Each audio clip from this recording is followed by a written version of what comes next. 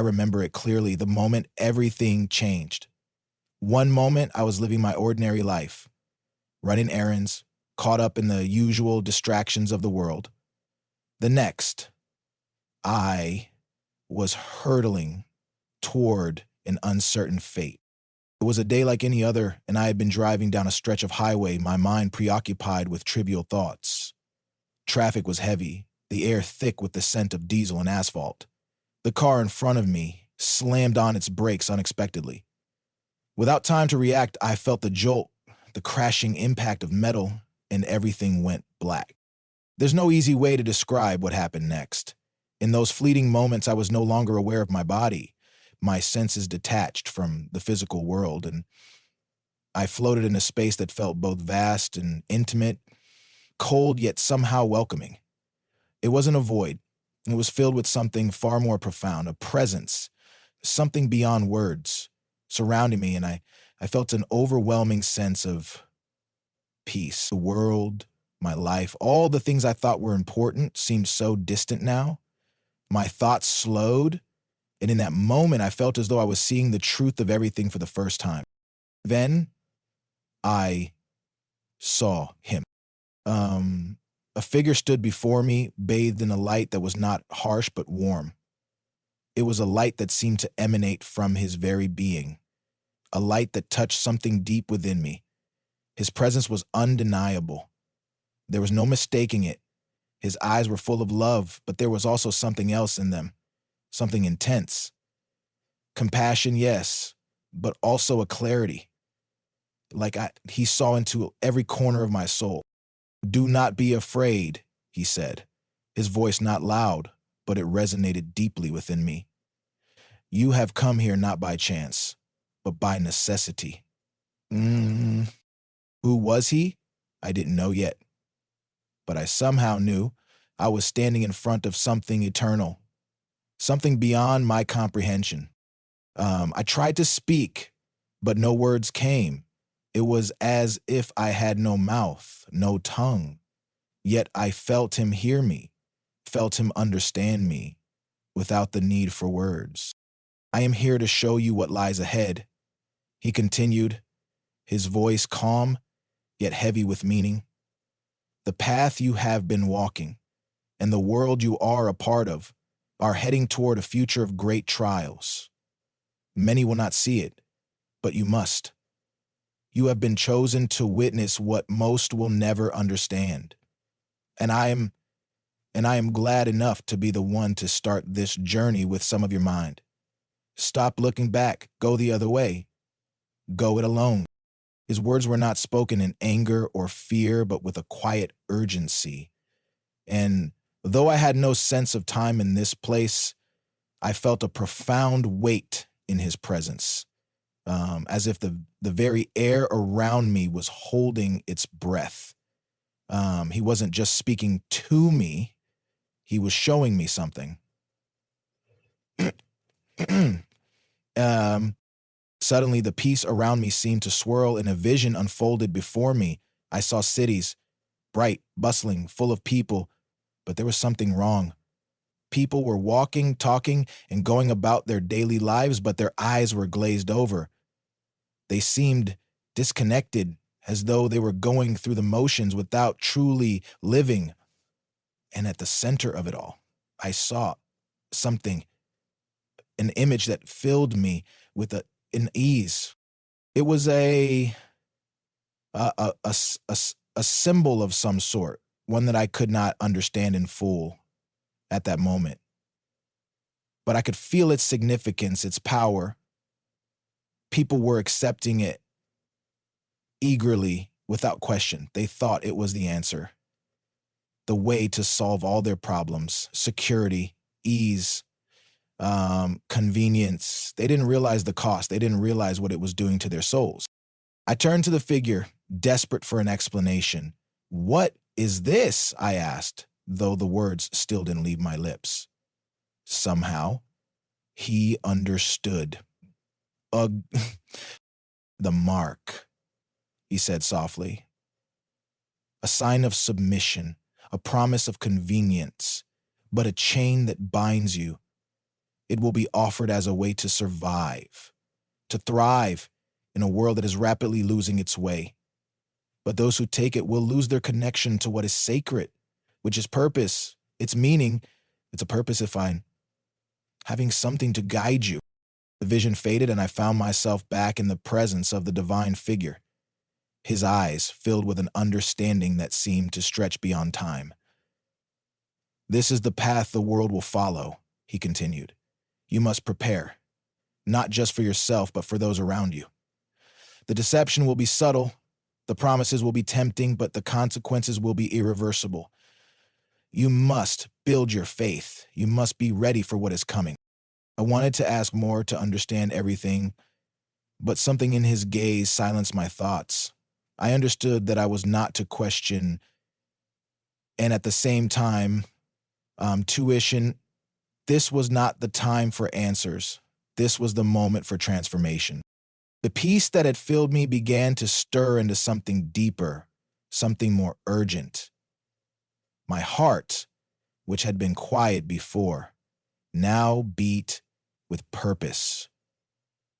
I could feel the weight of what I had witnessed, the truth of the future I had seen, and the responsibility to share it. But there was something more to learn, something that would not yet be revealed. You are not here by chance, he repeated, this time with more emphasis. You have been chosen because you have the strength to see. You must prepare yourself spiritually. You must prepare your heart and soul, for the days ahead will require more than just physical readiness.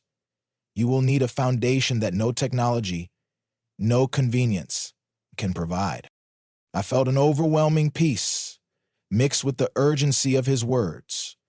And then, just as I was about to ask him what I needed to do, a deep darkness began to seep into the edges of my vision, an ominous presence like a shadow creeping over the light. He turned his gaze toward it, and his expression hardened, though he remained calm. I hoped there wasn't too much left to say to unfollow him. I felt that it was the right thing to do for us to move forward to the next steps taken with honorability and honor. You will be shown more, he said, his voice now carrying a sense of finality. But you must hold on to what you have learned. The truth is coming, and those who are not prepared will be lost. The darkness grew, threatening to swallow everything in its path. I wanted to scream, to beg for more answers, but the vision was pulling away. I felt the divine figure's presence one last time, and his words rang out in my mind like a bell tolling in the silence. Be ready. And then everything went dark. I don't know how much time passed before the darkness lifted. It felt like an eternity, though I hadn't experienced the passage of time in the place where I was. The first thing I became aware of was a soft light, not as blinding as before, but gentle, like the glow of dawn creeping over the horizon. And then there he was again. The figure stood before me, unchanged, yet somehow even more profound. His presence was not just comforting now, but overwhelmingly instructive, as if everything I needed to understand was hidden in the depths of his eyes. I wasn't afraid anymore.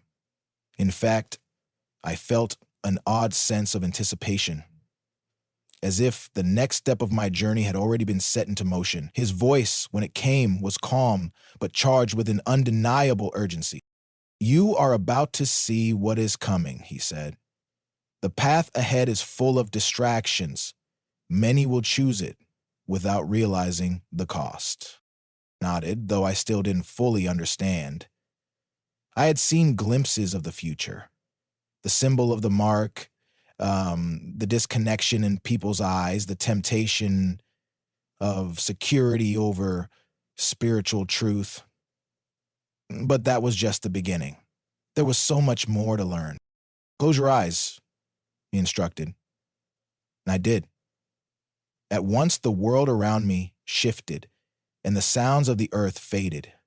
There was no wind, no movement, just stillness, like standing in the center of an infinite space.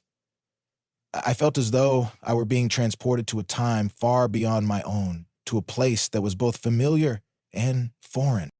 When I opened my eyes again, I found myself standing in a city.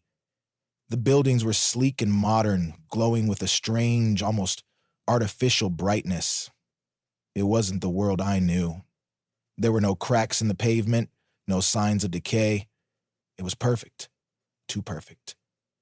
People moved about like clockwork, each step in sync with the other, yet there was something wrong. Their faces were expressionless and their eyes were empty. It wasn't just their lack of emotion that disturbed me. It was the way they interacted with the world.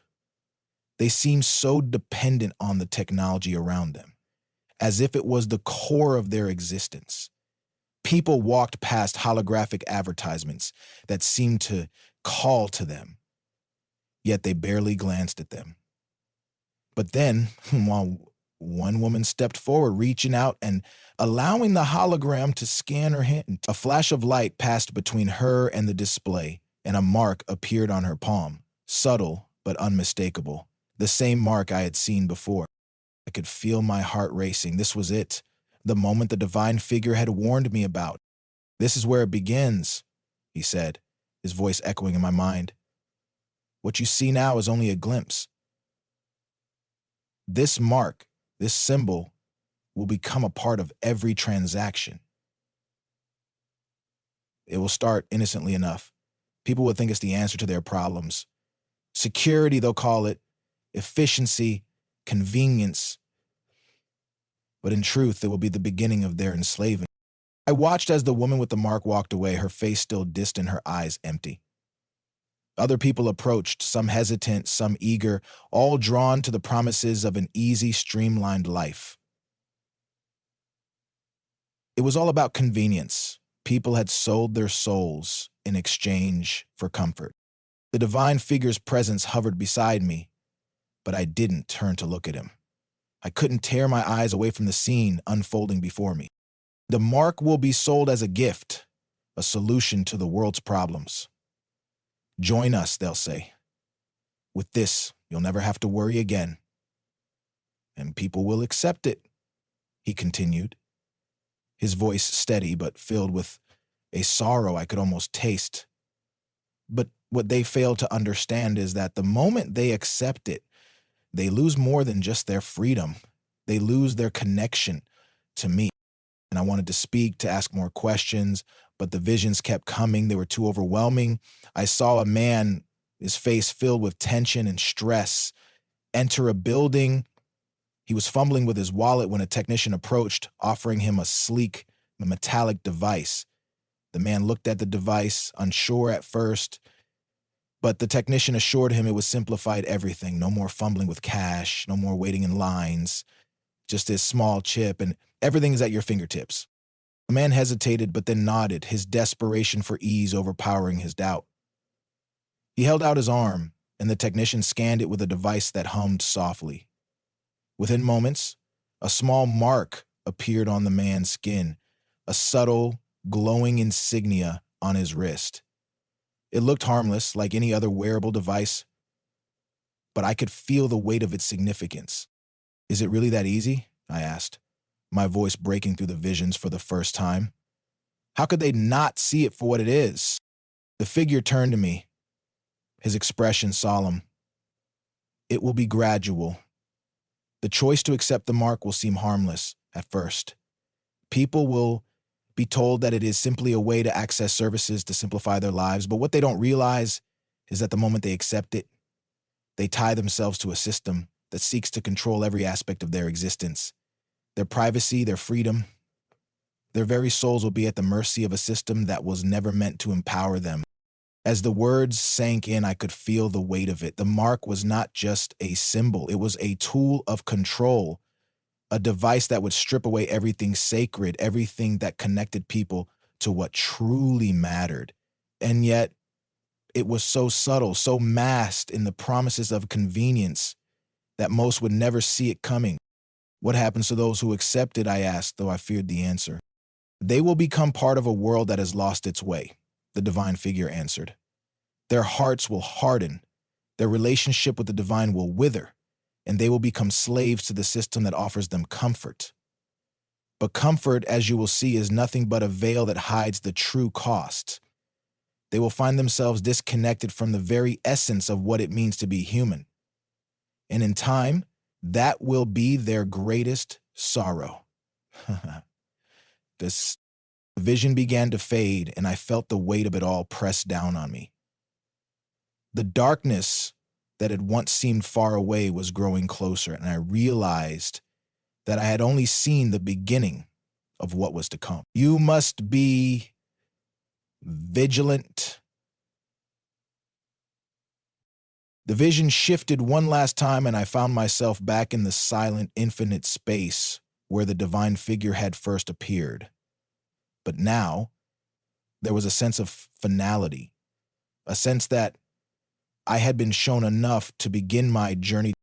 You have seen what the world will face, he continued.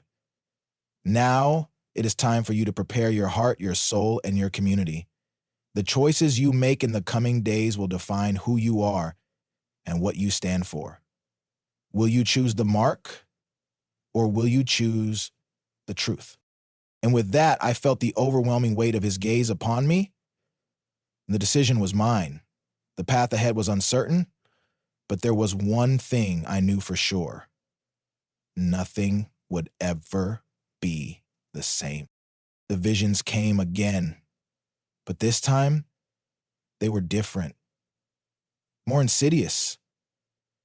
I found myself standing in a city, but it wasn't like the one I had seen before. This place felt familiar. It was the world I once knew, just a few steps ahead of where I'd left it.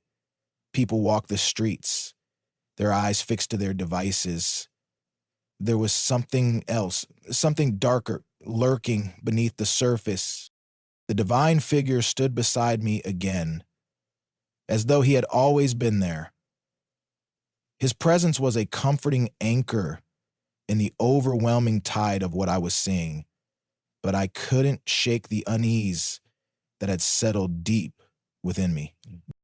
"Do you see?" he asked, his voice calm, but I could hear the gravity behind his words. "Do you see how they are already starting to fall into place?" I nodded. I looked around, noticing the subtle changes. There were no more cashiers at the stores. No long lines, no checks. Instead, people stood before sleek machines that scanned their eyes or fingertips, allowing them to purchase anything they wanted with a simple gesture. It wasn't just in the stores. It was everywhere, on the street, in offices, in homes. Everything was connected. The systems worked together seamlessly, offering convenience and ease. The mark was no longer just a distant concept. It was already embedded in the daily life of everyone.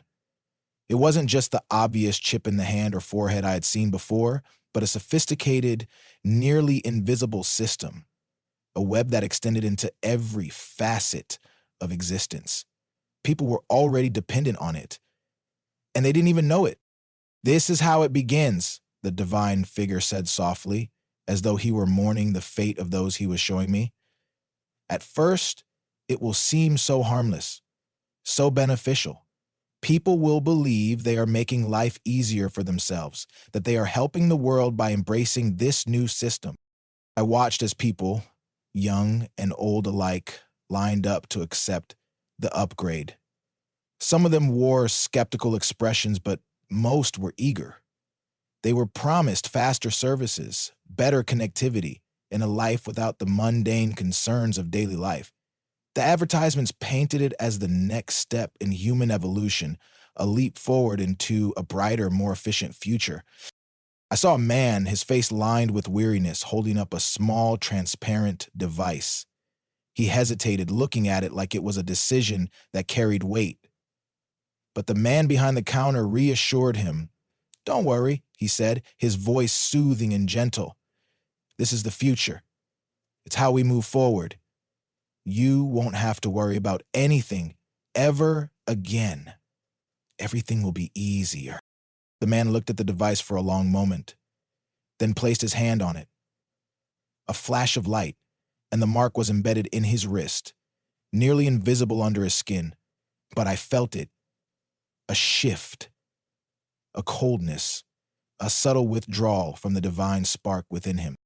It will be so easy to give in, the divine figure said, his voice heavy with sorrow. People will be told that this is the only way to live. They'll be promised convenience, safety, and peace of mind. But these are the lies they'll be fed. I felt my stomach twist as I watched the people walking away, their eyes now dull and fixed on their devices. They didn't seem to notice, or perhaps didn't care, that their humanity was slowly slipping away. They were now part of the system, connected to something far beyond their control. I could feel it, the pull of the system, like a web drawing them further in. The more they accepted it, the less they realized how much they were losing in the process. I didn't know it. Oh, is this what it was meant to be? I asked, my voice shaky. Is this the world that's waiting for us? The divine figure didn't answer right away. He simply gazed at the scene before us. And in his silence, I felt a deep sorrow that echoed through my very being. It was as though he had seen this play out countless times before and had already felt the anguish of seeing so many souls lost to the deception. This is the test, he finally said. I wanted to speak, to ask more questions, but the visions kept coming. The scenes unfolded like a series of warnings, each one more subtle than the last. People, good people I might have known, began to slowly accept the mark without question. They were told it would make their lives easier, that it would protect them, that it was a necessary part of the future. They began to see it not as a tool of control, but as a badge of progress. But the more I saw, the more I understood that the true deception was not in the mark itself, but in the lies it carried with it. People believed it would set them free, when in truth, it was only binding them to a system that would eventually strip them of everything that truly mattered: their faith, their ability to make decisions freely, their connection to the divine. It would all erode over time. They won't even realize they've been taken, I said softly as the weight of the truth pressed down on me. They'll believe they're doing the right thing. The divine figure nodded, his expression heavy with sadness. That is the danger. It will not be an immediate fall. It will happen slowly, over time. The world will tell them they are choosing the right path, and they will believe it. But you must understand, the mark is not just a physical symbol. It is a spiritual one. It is a choice. And once they make it, they will be bound to it. I felt a pang of fear. What happens if they accept it?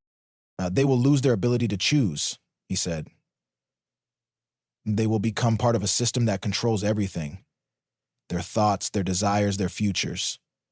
They will be given what they think they want, but at the cost of everything that is sacred. The vision began to shift again, but this time I didn't want to look away. The image of the people, once full of life and hope, slowly fading into a world of controlled obedience, stayed with me. The divine figure's words lingered in the air, heavier than any burden I'd ever known. You must not be deceived, he said, his voice firm but gentle. Your faith will be tested in ways you cannot yet comprehend. But remember, the path of true freedom lies not in what is easy, but in what is right. Prepare your heart. Prepare your soul. And above all, hold fast to the truth. The darkness began to encroach again, but this time, I was not afraid. I had seen what was coming, and I knew what I had to do. The world was on the brink of a change, and I had a choice. We all did. It was a choice that would define everything. Do not give in to the lies, the divine figure said, his voice fading as the vision began to dissipate. The truth is worth the struggle. The truth is worth the fight. And then I was alone in the dark again. But this time, I felt a sense of clarity, a purpose that I had never felt before.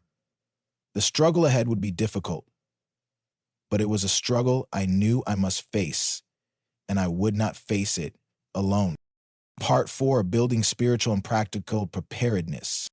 The darkness that had surrounded me began to recede, but it left a quiet, solemn stillness in its wake. I stood alone for a moment, reflecting on the weight of the visions I had seen.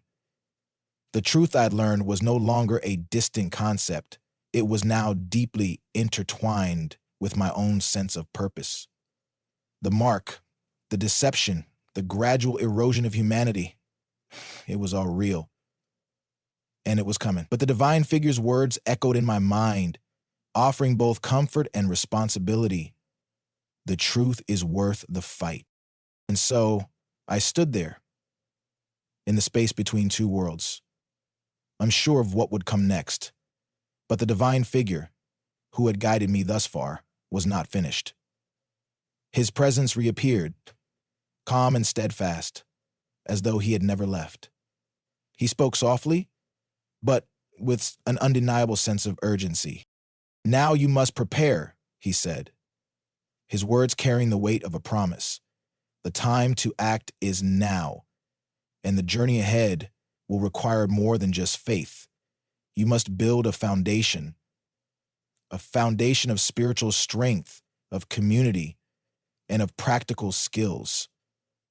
You will need all of these to endure what is coming." I nodded, though I was still uncertain how to proceed.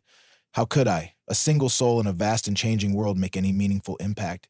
How could I prepare for something as monumental as the forces I had seen unfolding before me? The divine figure seemed to read my thoughts. "You are not alone," he said, his tone assuring. "You are part of something much larger. The struggle will be difficult, but you will find others who share your vision, those who still seek the truth. Together, you will stand strong." His words were like a steady hand on my shoulder, guiding me toward the future. "Spiritual growth is your first task," he continued. "Without a solid foundation in faith, nothing else will hold. Your heart must be anchored in the divine. You must deepen your connection to God, to truth, and to the divine wisdom that will guide you through the trials ahead," eventually harming myself. I felt a stirring within me, a desire to strengthen my relationship with the divine. The chaos I had witnessed, the deception, the loss of humanity, the temptation to accept the mark was enough to make anyone question what was truly important. But in that moment, I understood that the only thing that could weather such a storm was unwavering faith.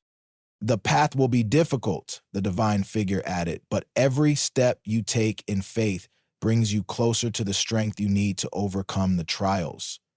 Your soul must be prepared to withstand the pressure of the world's false promises. You must learn to listen to my voice, to discern my truth, and to remain grounded in love and righteousness." I closed my eyes, feeling a wave of peace wash over me.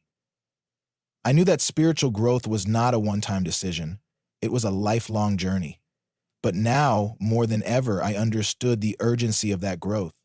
In the face of overwhelming darkness, faith would be the light that guided me.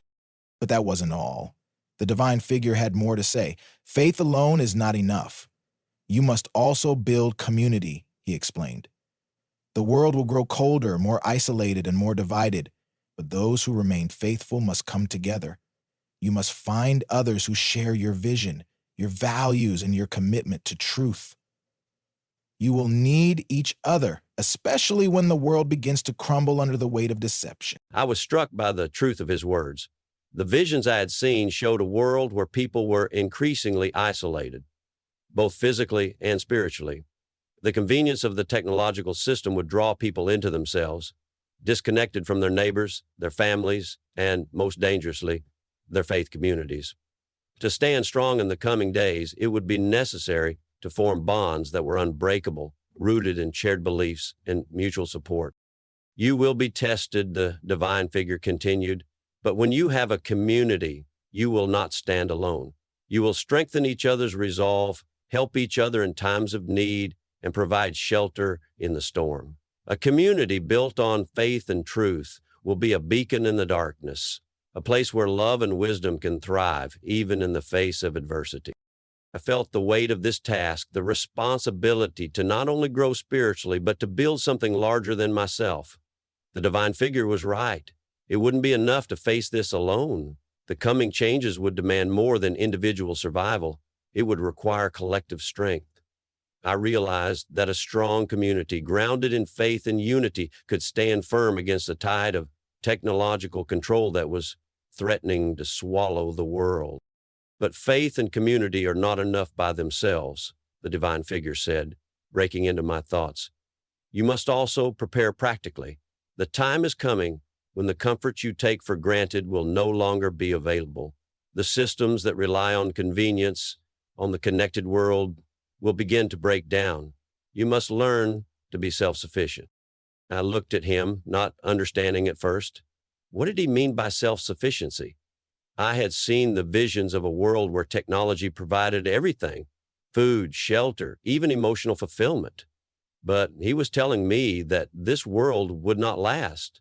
It would be the people who knew how to survive without relying on the system who would endure and climb out of it too.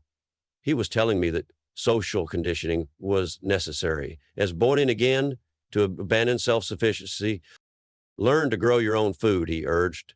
Learn to build, to repair, to create. These practical skills will be your lifeline when the world around you begins to collapse. The system will offer you everything, but it will also control you. You must not rely on it. Instead, trust in your hands, in your ability to create and sustain life without the need for machines and networks. The message was clear. The mark was not just a spiritual battle, it was a physical one too. It wasn't just about resisting a chip or a system. It was about preparing to live in a world where everything could be taken away and survival depended on what you could do for yourself. Self-sufficiency wasn't just a skill. It was an act of defiance against a world that sought to strip people of their agency and independence. But how do I begin? I asked. The weight of the task before me now clearer than ever. How do I prepare in such a world? A number of blessed opportunities and opportunities. The divine figure smiled, though it was a smile filled with both wisdom and compassion. Start small. Strengthen your faith. Find others who seek truth. Begin learning the skills you'll need. It won't happen overnight, but every step you take now will help you build the foundation for the future. Share these lessons with others so they too can prepare. No one will be able to face what is coming alone, but together, in faith, in love, and in strength, you will find your way. His words filled me with a quiet resolve, and I knew that this journey, this calling, was not one I could walk alone. The work had already begun, and every day I spent strengthening my faith, building community, and preparing for what was to come would bring me closer to the strength I needed to endure. Trimmer did a great job conveying the story, and there is simple and sophisticated in that. There is a trimmer. I will share these lessons, I said, my voice firm with newfound determination. I will help others prepare. The divine figure nodded, his eyes filled with love and hope. You are not alone, he reminded me. You never were. The divine figure then asked me, and with that, I felt a sense of peace that I had not known before. The path ahead was still uncertain, but I now knew what I had to do. I would build my faith, my community, and my practical knowledge, and in doing so, I would not only be preparing for the trials ahead, but I would be preparing to stand firm in the truth, no matter what the world had in store. Part 5, the final message. The quiet stillness of the moment deepened. The visions, the lessons, the warnings, all had come to a head, and yet a sense of peace lingered. I had learned so much. The path ahead was uncertain, the world was shifting, and I was left with an overwhelming responsibility. But despite everything I had witnessed, the rising darkness, the slow erosion of humanity, there was something in me that had changed. The divine figure remained with me, his presence enveloping me like a gentle embrace, a source of unwavering strength. And now, as the final chapter of my journey unfolded, I felt him drawing near once more, his eyes filled with compassion, yet tinged with the gravity of what was to come. "You have seen the road ahead," he said, his voice carrying an eternal weight. "The challenges, the dangers, the temptations. The world will grow darker, and many will fall. But you must remember this: darkness is never the end. It is only a part of the journey." I stood still, absorbing his words, the weight of them settling within my soul. "How can there be hope?" I asked, my voice tremulous, "when the world feels so lost, when people are being led astray so easily, when the truth seems to be fading from view?" The divine figure smiled gently, his eyes filled with boundless love and understanding. "Hope," he said, "is not found in the absence of darkness. It is found in the light that exists even in the darkest of times. Your journey, your mission, is to be that light. As long as there are souls who seek truth, there is always the possibility of revival. As long as there is faith, there's always the chance for redemption. The light will always return, even after the darkest night." His words settled deeply within me, pushing away the fears and uncertainties that had once clouded my vision. There was hope. Even when it felt like everything was crumbling, there was hope. "You see," he continued, "many will be consumed by the lure of convenience, of technological promises, of false security. But you must remember, these are illusions. They are only temporary. What is eternal, what is real, is faith, love, and community. Those who stand firm in these will endure, even as the world grows cold around them. And when the darkness recedes, when the trials pass, they will emerge stronger, more united, and ready to rebuild." I looked at him, a quiet awe settling over me. He spoke with such certainty, such clarity. It was as though I could feel the truth of his words, rising within me, like a beacon, piercing through the haze of doubt. "The world may feel like it's slipping away," he said, "but it is in moments like these that true change is possible. Just as a single spark can ignite a great fire, so too can a single soul, standing firm in truth, inspire others to do the same. The darkness cannot extinguish the light. It can only make it shine brighter." It wasn't until I thought about it till just a few minutes before that I realized I think it comes from the biblical saying, "The world may feel like it's slipping away," he said, but it doesn't. The weight of his message was both profound and liberating. There was no longer a sense of helplessness, no longer the burden of feeling overwhelmed by the enormity of the coming challenges. I understood now that my role, our role, was not to fight the darkness head on, but to embody the light. The more we held on to faith, the more we lived by truth, the more we shared that light with others, the more hope would spread. "And what of the people who cannot see it?" I asked, my voice carrying a trace of worry. "What of those who accept the false promises, who follow the crowd, who are deceived by the mark? Can they be saved?" The divine figure's gaze softened. "No one is beyond salvation," he said, his voice full of love and grace. "But it is not your place to judge. Your task is to share the truth, to offer a hand to those in need, to show the way when others are lost. Some will accept it, others will not. But every soul you touch, every heart you help to find its way back to the light will be one more victory against the darkness." His words sank in, filling me with both humility and purpose. I could not change everyone's mind. I could not save the world alone, but I could do my part. I could share the truth. I could stand firm in my faith and build communities that would endure, no matter what happened. The rest, as he said, was not up to me. He placed his hand gently on my shoulder, and in that touch, I felt a surge of strength. "You have been shown the way," he said. "You have been given the tools. Now it is time to return. You have a mission now. Go and live it. Share what you have learned. The world may be full of darkness, but you are the light that will guide others back to the truth." I should have known that so much sooner, but here it was. Dan. For a moment, I stood in silence, taking it all in. There was a deep peace in my heart, a sense of purpose I had never known before. It was as though I had been given a new lease on life, a fresh perspective on everything I had once taken for granted. The world would change. It would grow darker, but in that darkness, there was still a flicker of hope, a flicker I could nurture, share, and help others find. I understand, I whispered, a tear slipping down my cheek. I will share it. I will be the light. The divine figure smiled, his presence growing warmer, more radiant. Remember, he said, the darkness can never extinguish the light. It only makes it shine brighter. Keep your faith strong, your heart open, and your mind focused on the truth. You are never alone. I will always be with you. And with that, the world around me began to shift. The void that had once felt infinite now felt like a distant memory. My body returned to me, and I was aware of the weight of it once again, the familiar sensations of life. But I knew, with every fiber of my being, that something had changed. The old world was gone. A new one had begun. The message was clear. No matter how dark the world became, I had a purpose. I had a mission to stand firm in faith, to build communities, to live by truth, and most importantly, to be the light in a world that was desperately searching for it.